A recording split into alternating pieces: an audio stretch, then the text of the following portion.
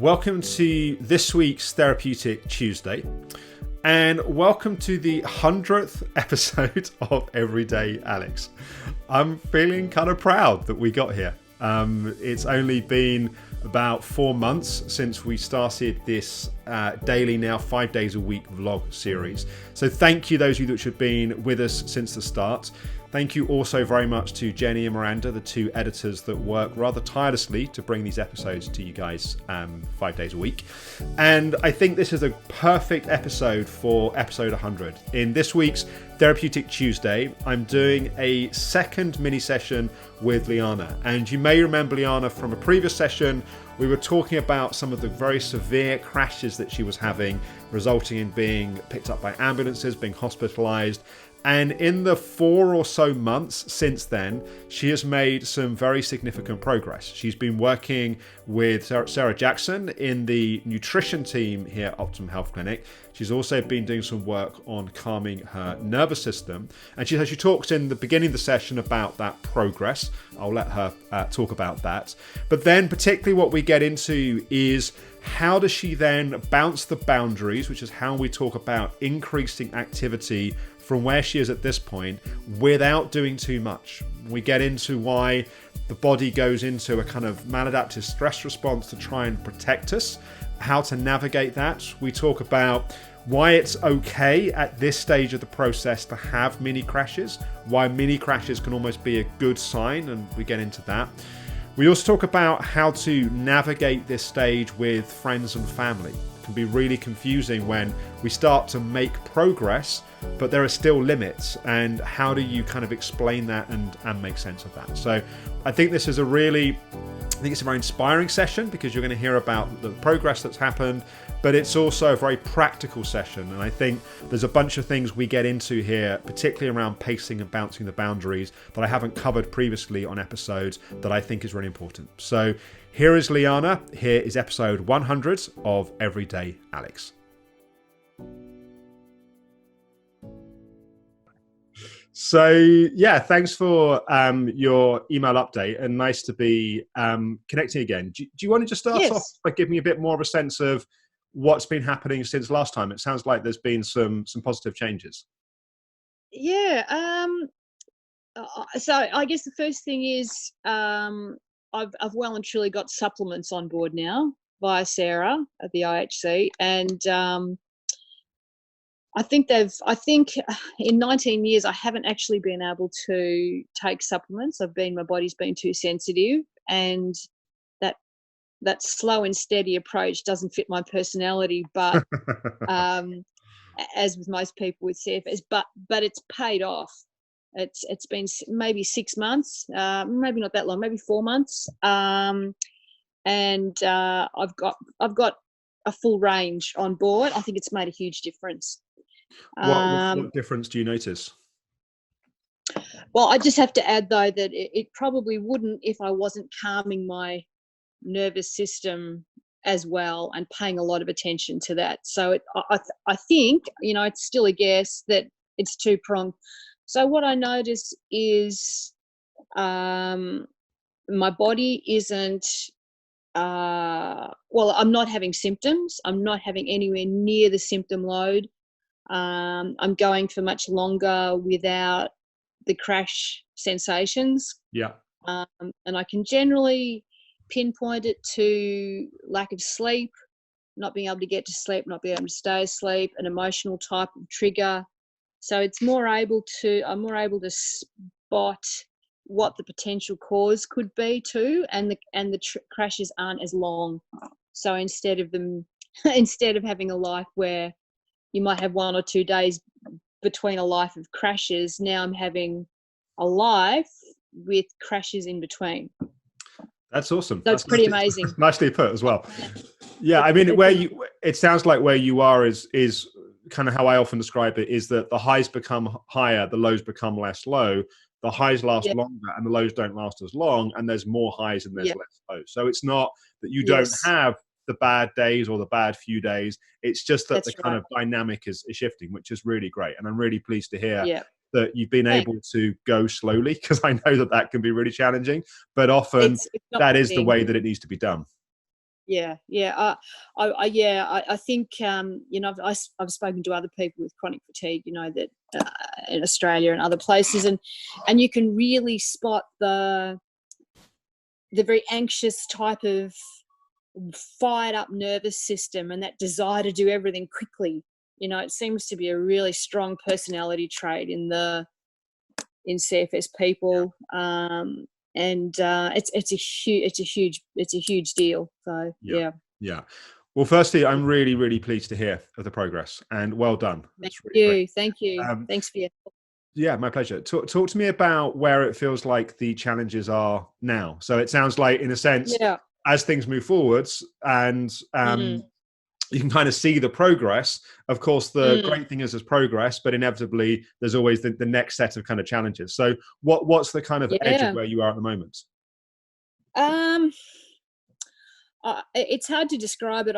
It's to do with what you call bouncing the boundaries, but there's really strong fear around doing that. So if I've never been able to really plan anything because I let people down all the time. I have to ring at the last moment and say, yeah, today's not a good day, sorry.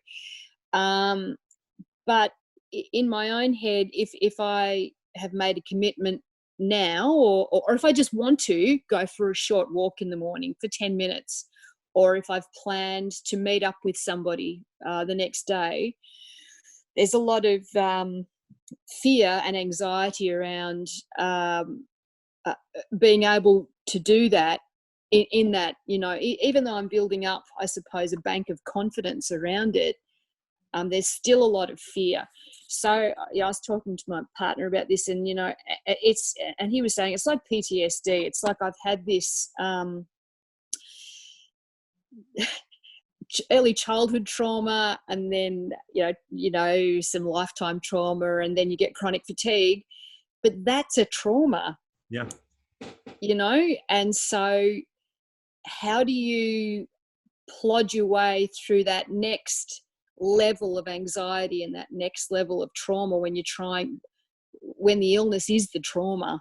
I don't know if I'm explaining it well. No, you are. Well, I think the first thing that I would say is that you have to bounce the boundaries and move forward in a way where you're not re-traumatizing yourself. So often with this sort of history, we've often grown up in environments where there's been a lot of external pressure that's been put on us. We've often then learned to put a lot more pressure on ourselves. And as you were describing with the supplements, like the tendency will be to go, right, I've got to push through this. Doesn't matter how my body feels. I've got to make it happen. And each time we do that, or each time that we're kind of pushing beyond our physical limits, what we're really doing is we're traumatizing our body, because our body is saying, this feels too fast, or this feels too much. And we're saying, tough shit, get on with it. It's got to be done. And so we often, as we start to bounce the boundaries in this way, and we touched on this a little bit last time we spoke as well, that the body is going into a way of it's trying to protect you. It's a way of your body trying to get your attention. So that, for example, anticipatory anxiety before you're doing an activity. So you've committed to go meet a friend, let's say, and then for a day or two leading up to it, you're like, well, I have the energy. How will I feel? Will I crash? Will I feel shit? And you can kind of feel your nervous system starting to ramp up. When that's happening. Like it feels like chronic fatigue symptoms. So you don't know if you're about to crash or you just feel nervous. Yeah.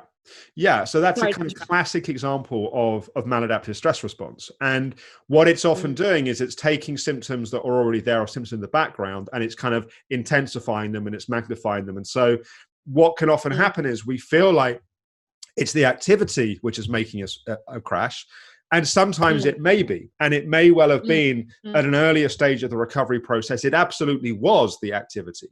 But now what's happening is the body's trying to protect you because it's fearful. There's been so many crashes in the past that its job is to try and protect you from that. And so it really is like a relationship, and bouncing the boundaries at the stage that you're at. The more we try to force the body, the more we re-traumatize, the worse those responses and that anticipatory anxiety gets, because the body's like, you don't get it. And the more it feels like you don't get it, the more it will shout and scream so you do get it. So the more gently you go, the more that you listen to your body and reassure your body, the more that you really find and establish a baseline, and then you take very careful, considered steps in the increase above that baseline, what you start to notice is your body builds trust. So your body doesn't need to shout and scream when it's time to bounce the boundaries, because it knows that you're listening to it, and it knows that therefore it's going to be, ultimately, it's going to be taken care of. Yeah, I think that's really good advice. But I think what I struggle with, though, is I haven't got enough trust yet. I haven't got enough runs on the board yet, and I don't know what that's going to look like.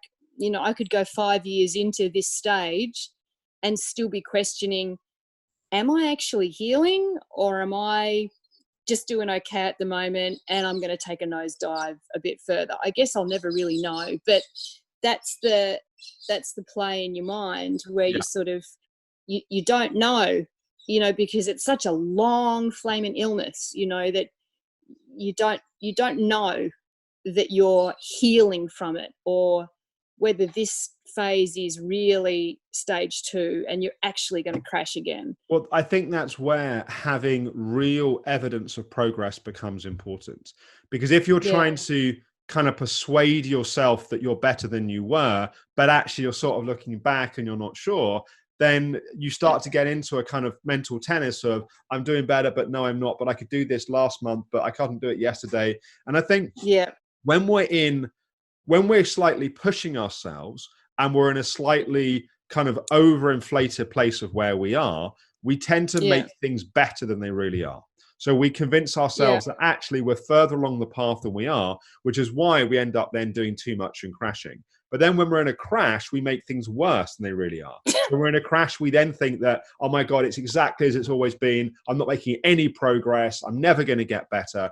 So you sort of, when you're kind of in a bit of an up and you're kind of getting a bit carried away, you have to kind of cool and calm down your sense of how much you can do. But when you're in a crash, it's not that you should push yourself to do things, but you have to watch the kind of mind's tendency to make everything much worse than it actually is. And the reason why that happens is memory is state dependent. So when we're in a certain physiological state, we access memories that resonate with that state. That's why, for example, when we're feeling when we're feeling sad, we tend to remember all the things in our life that we feel sad about. When we feel excited, we tend to think about all the things we feel excited about. And that's why things like music can have such a big impact, because you listen to a piece of music, it hits an emotion, and then we start to access all the memories that resonate with the emotion.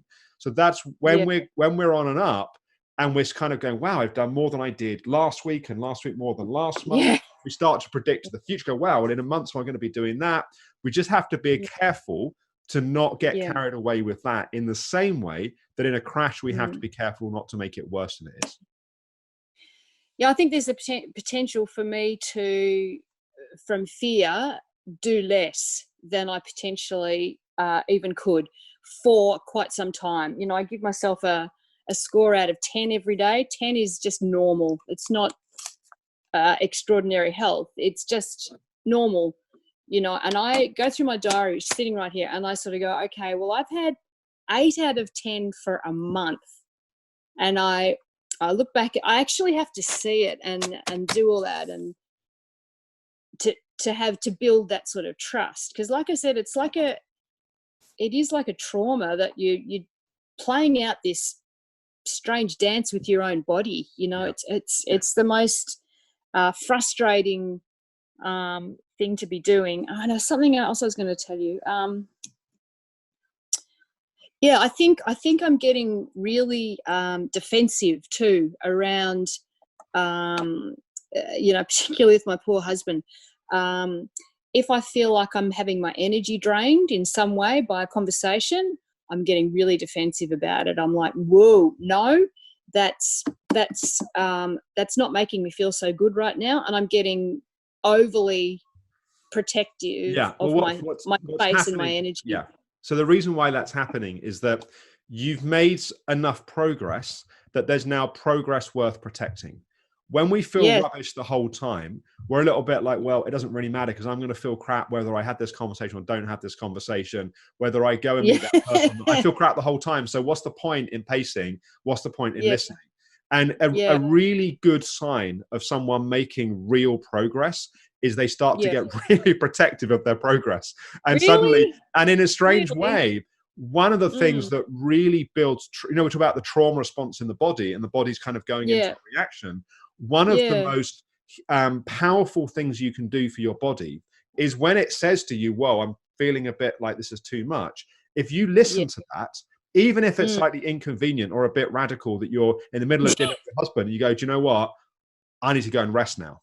That it may Yeah. seem sort of extreme and inconvenient, and it may require a little bit of explanation afterwards or whatever. But actually, Yes. what you're doing is you're saying to your body, I hear you. I Yeah. listen and I act upon it. Yeah. And when your Yeah. body knows that it can give you a signal and you will act upon Mm. it, it doesn't need to be Mm. panicking. It doesn't need to Mm. be in a maladaptive stress response, because it's a little bit like a child Right. which has Yeah. got attachment Yeah. issues, and it's terrified that the Mm. parent's going to abandon it. As soon as the Mm. parent starts taking a few steps in the other direction, it goes into a full-on Mm. kind of meltdown because it's Yeah. terrified of being abandoned. But if it Yeah. knows the parent can go off and be somewhere else in the house and it can call out and they'll come back, it doesn't need to Mm. freak out because it's got the trust that if it calls Mm. and asks for help, that support's going to be there. So Mm. the more Mm. brave you are, and sometimes within reason, the more Mm. radical you are in listening to your body, what you're actually doing Mm. is you're healing that trauma and you're building the Yeah. trust. So it doesn't then need to go into a Mm. maladaptive stress response when you bounce the boundaries. Yeah. Right. Yeah. Well, I'll have the marriage counselling later on then. And part of it is just But is explaining, because obviously it's enormously yeah, it challenging is. for someone. You're having, a nice Yeah. dinner, for example, and then someone just gets up and walks off halfway through. Like it's that requires compassion and explanation and sensitivity and Yeah. tenderness, and Yeah. that is a stretch for the Yeah. for the other Yeah. person. And But I'm really defensive about it though, and I'm really protective. I'm super protective of, you're protective of your children. I'm really protective now in a fairly exaggerated way, in my own mind, about, okay, I've got to this. This has taken a long, long time. I've got to this, and I'm just going to protect every bit of that. of course, that So, conversation yeah. that conversation becomes easier when there's clear progress that's happening. So it's Yeah, one I thing to suppose kind of that's have that right, isn't it? I'm gonna be Yeah. radical listening to my body, and it's like, oh God, here we go again. But actually, if it's like, but Yeah. look what's been happening over the last kind of 6 months, it's like Yeah. how Yeah. hard we've worked in a sense to get here. Yes. That Yeah. now that's happening, I can see that the next piece of this journey Yeah. requires me to be, where possible, and of course this won't always be possible, Mm. but where Yeah. possible, it becomes really important to listen. And I just want to also caveat this Mm. slightly with a sort of Mm. contradictory statement, which is that Go ahead, Alex. as you Yeah. develop, this is to confuse everyone, as you develop on the where you are here as well, there is Yeah. equally an argument to be made that having a few mini crashes is actually a good sign. So when you tell me that you're What? hitting, when you tell me that you're hitting 8 out of 10 every day for a month, I think Yeah. given your history of the Yeah. severity of how the crashes would play out and how traumatic that was, I think it's really Yeah. appropriate that you're working as hard as you are to really Yeah. build stability, to build a baseline, and everything we've been saying about being quite Yeah. radical in listening to that, I think is really important. And it's Yeah. true to say that the Mm. breakthrough at one stage becomes the Mm. limitation at the next stage. So the breakthrough right now Right. is really listening to your body and being radical in that process and building that Mm. trust.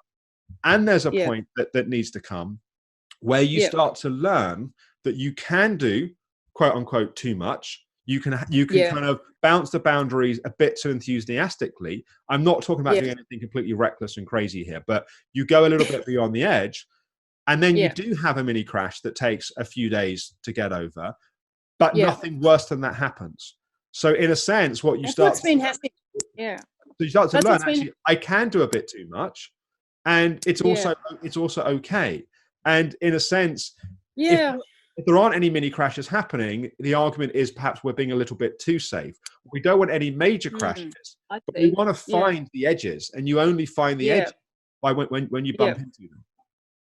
And I think Yeah, possibly that that's has really been true, happening a isn't it? bit anyway. Yeah, it has. It has, and I might crash to a 6 out of 10, but I don't do the 4s and 5s out of 10, and they don't last for more than, say, 3 days. And during that time, I just do what I call aggressive resting, because I know my So what does aggressive resting look like? actually quite a lot of Netflix and bed rest.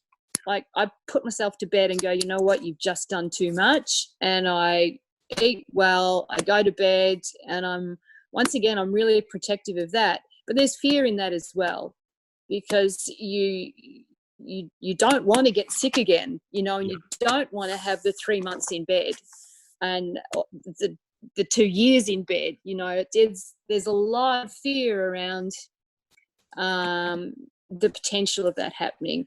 So yeah, that bouncing the boundary things is a really delicate Yeah. balance. It's I think confidence. I think I've just, like you said, I've got to get the runs on the board, but yeah, I don't feel like I've got them yet. Yeah, I don't know what it will take. the metaphor that I often use, it's almost like the belief that you can do certain things, or your body being calm about doing certain things, is sort of like the top Yeah, of the table. So you then need to have the yeah, legs that hold that table up, and the legs that hold it yeah. up is the positive experiences you have that tell you that Mm, that's true. So right now you've mm, sort of got a tabletop, and you got a few legs, mm, but it's a little bit wobbly sometimes.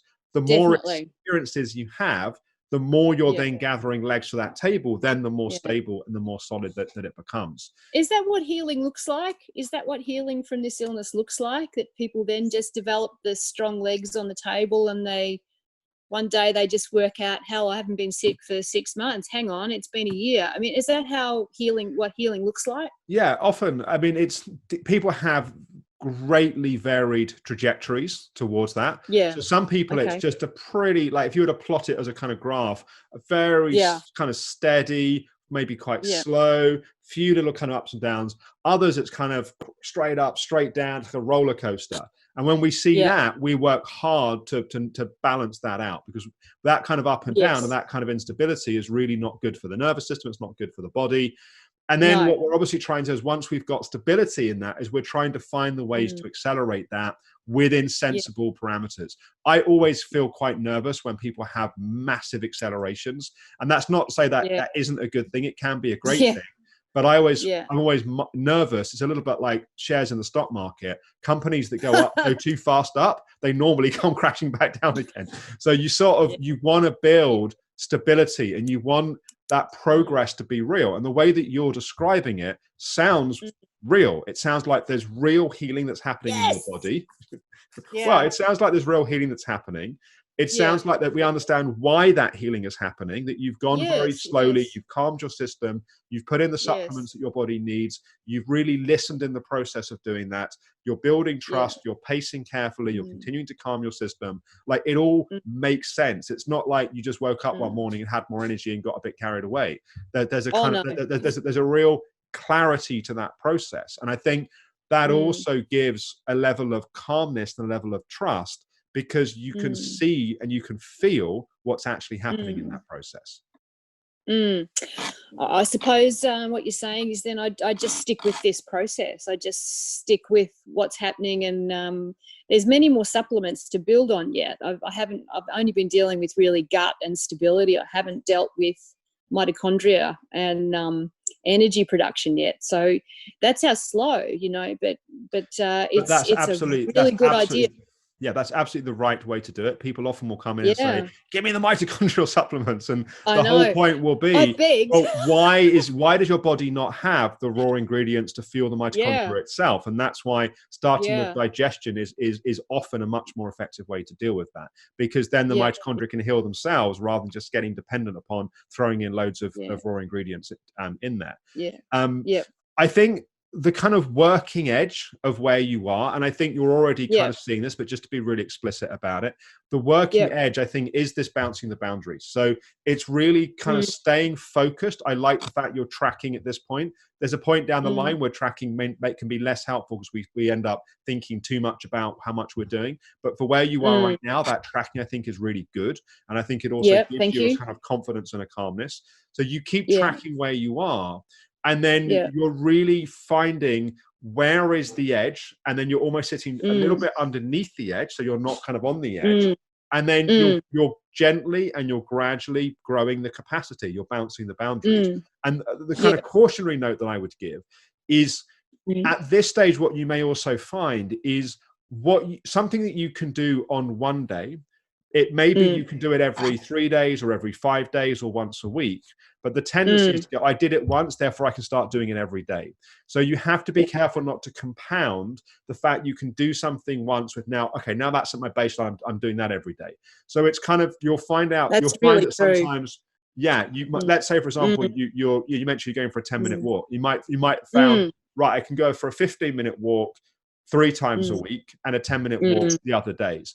But the first Mm. time you go for a 15-minute walk, it doesn't then mean, right, I can Mm. do 15 minutes every day. So you have to Mm. find the frequency, and it might be 3 times a Mm. week, and then it's 4 times a week, and then it's 5 times a week. So you're not just increasing, Mm. you're also Mm. remembering that as you increase, it's then how Mm. often you can do that. And that's its own kind of boundary, in a sense, that you have to find and then It balance. is. It definitely is, and that's where you can be too in your mind with it all too. You're constantly. It's a different type of vigilance though, but before it was hypervigilance, but now it's a type of it's hypervigilance still, because your brain is still focused on where the danger lies, but it's a different type, because you're actually enjoying some of the things that you're doing and really protecting them. But then you've got to really check in and say, well, that was yesterday. Today's could be an entirely different day, and I've got to, my husband might say, would you want to go and do this today? And I'll have to say, well, I don't know yet. Yeah. I just don't know yet. Give me half an hour and let me work out where my body's at. So I still, I can't plan too many things because I don't know still on the day. Yeah. And So I think anyway, I think that's also where, at this point, as much communication as you can to those around you, because this stage yeah, can also be very confusing and very frustrating for the people around, because they're yes, they're seeing the fact that you're doing more, and they're like, well, yeah. that's great. It's like, finally, let's go and do some fun stuff kind of in life. Let's have a life. And Yeah, yeah, and yeah, it's hard to understand that fluctuating, varying kind of nature, because it's quite, if someone's had flu, for example, they had really bad flu and they've been kind of wiped out in bed for a week, when they start yeah, to get better, it's normally a pretty linear path. Like, if they can go yeah. out to the shops kind of one day, then the next day they can go out to the shops and probably go out for lunch, and the next day they're kind of back to work for half the day, and then they're Yes, kind that's of right. back. That's So people are yes, used yeah, to, if you're yeah, getting better, it's a straight line. And it yep. takes quite a lot of patience and explanation to explain, Mm, because for others, mm, it's not because they don't care or they don't love people. It just doesn't make mm. sense. And it kind of I requires know. that Yeah, explanation to help them kind of make sense of yeah. that. And then you can enlist Mm, more support. And it almost becomes a bit of a game of mm. who spots it first when you're doing too much. And you're kind of getting their help Yeah, in that, as opposed yeah. to sort of they're kind of feeling alienated and confused and frustrated. Oh yeah, I've definitely got that. And my aunt, who I'm very, very close with, is constantly confused. And she told me not long ago, it's really hard to have a friendship with you because I don't know when you're going to cancel a cup of coffee with me or Yeah. not.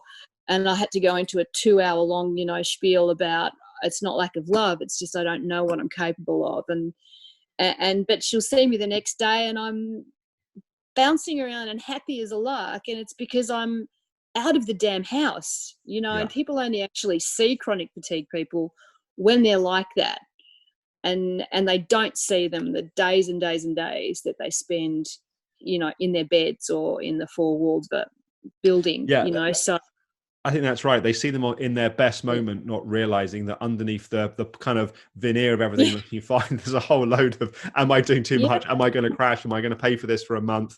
Am I yeah, letting people down? What do people think? There's yeah. so much that's loaded Oh, there about those is. situations that people don't see. There really is, and that's socially hard. It's hard with relationships and things, but it feeds into what my primary thing has been all my life, is that sense of fear.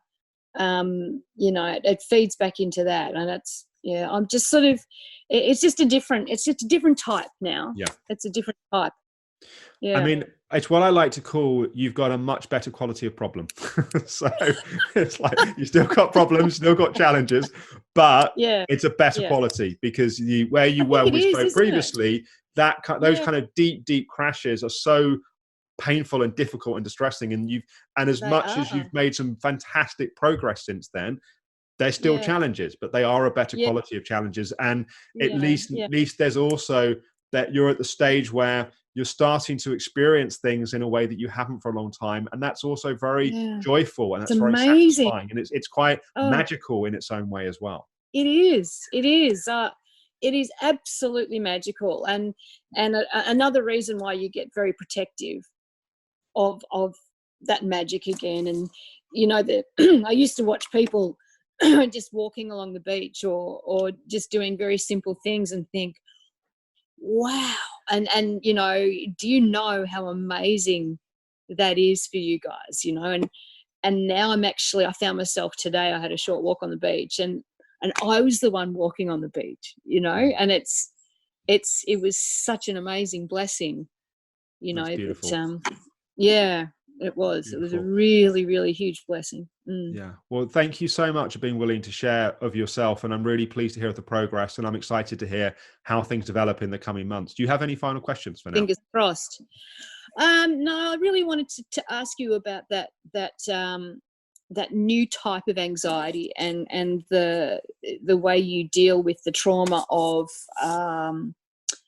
potentially going way back again. But I think you've given me a lot of confidence around the fact that I can at this point be happily in this stage and bouncing the boundaries. And it also made a lot of sense when you said that it's actually quite good to take it to the point where you might actually have a bit of a crash for a couple of days, because you know what your limit is then. You're working out new limits, and if I'm not working out new limits, I'm not testing myself. I'm not, moving more into as much healing as I can possibly get into. So, yeah. Yeah. And just as a real caveat for just anyone that's watching this, that is very specific to the fact that you now have an established baseline. So that is not something I'm encouraging people to do before they get a baseline, because then you're just all over the place. But now you have the baseline, you have the stability, then you have some permission to start to bounce those boundaries in that way. Yeah. Well, fingers crossed, Alex, fingers crossed. But I'm really grateful to the whole clinic, because I've not found anything like you. As I've said before, I've not found anything like what you've established there in my 19 years. So thank you again. You're really welcome. I'm so pleased we've been able to help, and do keep me in the loop with how things develop. Will do. Thanks a lot, Alex. I hope you enjoyed this week's Therapeutic Tuesday and that was helpful. Do check out Liana's previous session. You'll be able to find here if you're watching on YouTube. And tomorrow it's Wellness Wednesday, and it's a kind of perfect follow-on, really. I'm talking with Julia Alderman, who is one of the nutrition team at the Optimum Health Clinic. And we're talking about supplements. It's the first in a 3-part series on supplements. And in this first episode tomorrow, we're going to be talking about why often diet alone isn't enough and why supplements can be important. And I think this 3-part series will be a good way of getting a sense of how Liana has been working with nutrition. She mentioned in the episode that she's been 19 years she's been ill and she's never been able to tolerate supplements before. But working with the team here at the Optimum Health Clinic, she has been able to, and this is really because of the way that we approach supplements. So I look forward to talking with you tomorrow on Wellness Wednesday.